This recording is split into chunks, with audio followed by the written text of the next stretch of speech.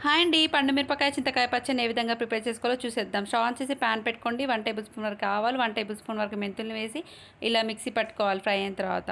దీన్ని పక్కకు పెట్టేద్దాం. పావు కేజీ వరకు చింతకాయలు, పావు కేజీ వరకు పండు మిరపకాయలు తీసుకోవాలి. ఇలా కడిగి తుడుచుకొని తొడిమెలు తీసి పక్కకు పెట్టుకుందాం. చింతకాయలని ఇలా పొట్టు తీసేసి, గింజలు తీసేసి వీటిని కట్ చేసుకొని ఒక ప్లేట్లోకి తీసుకోవాలి.